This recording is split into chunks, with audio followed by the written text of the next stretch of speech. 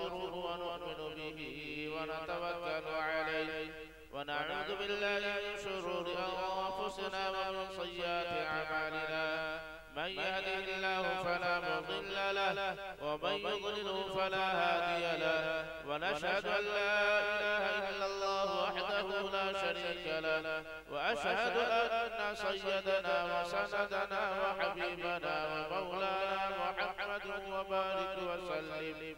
أما بعد فأعوذ بالله السميع العليم من الشيطان الرجيم. بسم الله الرحمن الرحيم. يا أيها الذين آمنوا اتقوا الله حق تقاته ولا تموتن إلا وأنتم مسلمون. وقال الله تبارك وتعالى في كلامه الآخر يا أيها الذين آمنوا قوا أنفسكم وأهليكم نارا. صدق الله المولانا العظيم. وقال النبي صلى الله عليه وسلم أعظم النكاح بركة أيسره. وقال النبي صلى الله عليه وسلم إذا تزوج العبد فقد استكمل نصف الدين فليتق الله في النصف الباقي أو كما قال عليه الصلاة والسلام. اللهم صل على سيدنا ومحمد وعترته بعدد كل معلوم لك.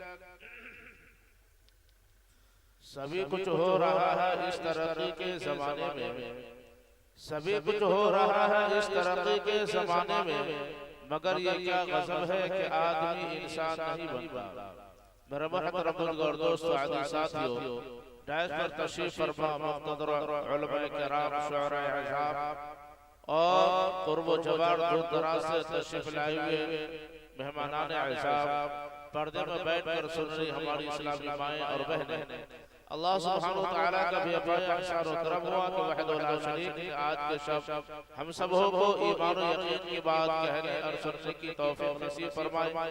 और काबिल मुबारकबाद है अजीज मुहतरम जनाब हाफिज शमशाद साहब, जिन्होंने अपने भाई के अक़द मसरूना के मुनासबत से शादी ब्याह के ताल्लुक से इस दीनी प्रोग्राम को रचाया है, बसाया है और अपने दरवाजे उलमा किराम को, मेहमानान रसूल को मदऊ किया है।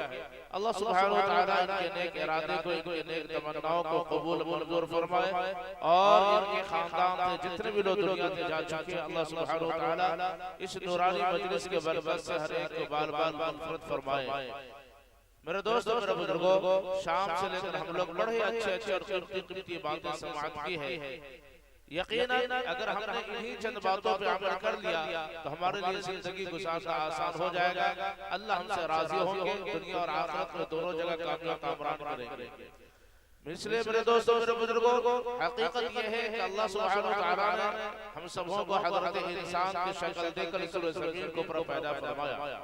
अब जरा हमें सोचना अपने हकीकत के बारे में, अपनी अज़मत के बारे में कि जिस अल्लाह ने हमें इस ज़मीन को पर अशरफुल मखलूक़ात का दर्जा देकर पैदा फरमाया, जो अल्लाह हम सबको आखिरी नबी जनाब मुहम्मद अरबी सल्लल्लाहु अलैहि वसल्लम को उम्मती बनाकर इस ज़मीन को पर पैदा फरमाया, आखिर कोई वजह होगी।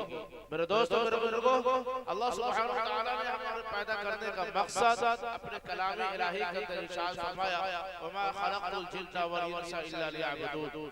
किस ज़मीन को पर अल्लाह सुब्हानहु व तआला ने कमोबेश 18,000 मखलूक़ात को पैदा फरमाया। इन तमाम मखलूक़ात में से अल्लाह सुब्हानहु व तआला ने इस हज़रत इंसान को और जिन्नात को महज अपनी इबादत के लिए पैदा फरमाया। ये दो मखलूक को अल्लाह सुब्हानहु व तआला ने चुना, इंतखाब फरमाया कि मेरी इबादत के लिए इन दोनों को पैदा किया गया। कि अल्लाह सुब्हानहु व तआला ने इंसान को और जिन्नात को सिर्फ अपनी इबादत के लिए पैदा फरमाया। अब जरा हमें अपने दिल दिमाग से सोचना है और हमें अपने सीने पे हाथ रखकर इस चीज को समझना है कि जिस अल्लाह ने हमें अपनी इबादत के लिए पैदा फरमाया, क्या हम उस अल्लाह की इबादत करते हैं? क्या हम उस माबूद बरहक को पहचानते हैं? क्या उस माबूद बरहक ने जिस मकसद और मेहनत के लिए हमें पैदा फरमाया, क्या वो मेहनत और मकसद हमारी जिंदगी में है? मेरे दोस्तों, मेरे बुजुर्गों, जब हमारी जिंदगी में नहीं होगी तो फिर हमारे नस्लों की जिंदगी में कहां से आएगी? जरा हम अपने आप को मुहासबा करें मेरे दोस्तों मेरे बुजुर्गों, वो अल्लाह जिसने कुरान करीम में इरशाद फरमाया अल्लज़ी खलक़ल मौत वल हयात लियब्लुवकुम अय्युकुम अहसनु अमला, वो अल्लाह जिसने इस रूए ज़मीन को इंसान को पैदा करने के बारे में बताया कि वो अल्लाह जिसने हयात और मौत को पैदा फरमाया, सिर्फ और सिर्फ इसलिए कि इंसान को अल्लाह ने पैदा फरमाया, फिर अल्लाह सुब्हानहू व तआला इस इंसान को मौत के जरिए से मौत देकर फिर दोबारा अपने पास बुलाएंगे, सिर्फ और सिर्फ इसलिए कि चंद साल जिंदगी जो अल्लाह ने हमें आपको अता किया है, उस जिंदगी के बारे में अल्लाह हमसे पूछताछ करेंगे। अल्लाह हमसे पूछेंगे मेरे बंदो बताओ तुम से अमल के एतबार से कौन अच्छा है। मेरे दोस्तों मेरे बुजुर्गों, पर्दा नशीब बड़ी माँ और बहनें, अब जरा सोचे कि जो अल्लाह हमें इस ज़मीन को पर पैदा फरमाया और उस अल्लाह के ऐलान है कि हम इंसान से पूछताछ करेंगे, सवाल करेंगे, पूछेंगे इनकी जिंदगियों के बारे में, हमने जो तुम्हें जिंदगी दी, हमने जो तुम्हें जिंदगी और हयात दिया, तुम उस चीज को कहाँ कमाया, कहाँ लगाया। मेरे दोस्तों मेरे बुजुर्गों, अल्लाह ने ये नहीं फरमाया कि हम तुम में से ये पूछेंगे कि बताओ माल के एतबार से कौन अच्छा है, जायदाद के एतबार से कौन अच्छा है, ऊंचे हसब नसब के एतबार से कौन अच्छा है, ये नहीं बताया, बल्कि अल्लाह सुब्हानहू व तआला ने फरमाया मेरे बंदो बताओ तुम में से अमल के एतबार से कौन अच्छा है। लिहाजा मेरे दोस्तों मेरे बुजुर्गों, हमें अपनी जिंदगी में अल्लाह की इबादत, अल्लाह की इताअत, जनाब मोहम्मद अरबी सल्लल्लाहु अलैहि वसल्लम का नूरानी तरीका हमारी जिंदगी में 100% आ जाए, उसके लिए दोस्तों मेरे बुजुर्गों हमें मेहनत करनी पड़ेगी, हमें उलमा के करीब जाना पड़ेगा, हमें उलमा की सोहबत में जाना होगा और वहाँ उलमा के पास बैठ करके मसाजिद में बैठ करके हम इल्म को सीखेंगे, हम दीन को सीखेंगे, फिर हम मस्जिद से दीन लेकर के, मस्जिद से ईमान और अमाल लेकर के हम दुनिया अपने मकाम के अंदर आएंगे और अपने बीवी बच्चों को जोड़ उसको दीन सिखाएंगे।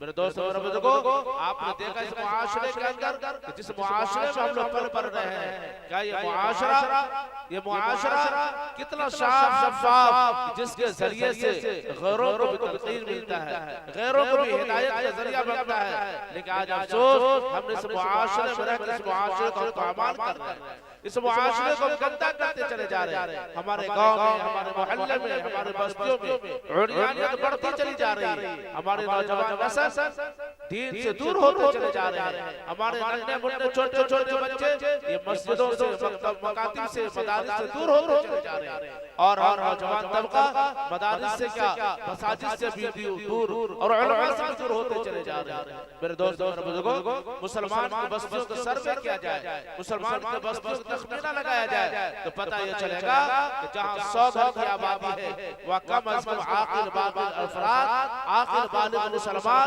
200 है और जो 200 से अगर पता चला जाए तो पता ये चलेगा कि सिर्फ 10 लोग नमाजी, इस 200 में से सिर्फ 10 से 20 लोग नमाजी है।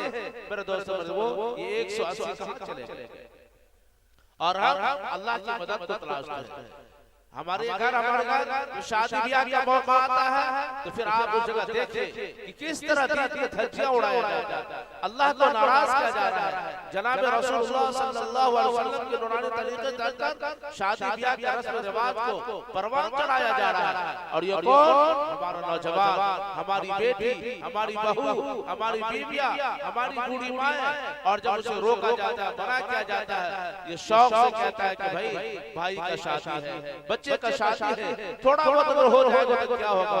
मेरे दोस्तों मेरे बुजुर्गों, पर्दा नशीब मेरी माँ और बहनें, आपने सोचा नहीं समझा नहीं कि जिस बुराई में हम अपने आप को ढाल रहे हैं, जिस बुराई में अपने बच्चों को ढाल रहे हैं, क्या वो बुराई, उस बुराई के करने से अल्लाह राजी होंगे या अल्लाह नाराज होंगे? गांव समाज के जो नेक लोग वो राजी होंगे या नाराज होंगे?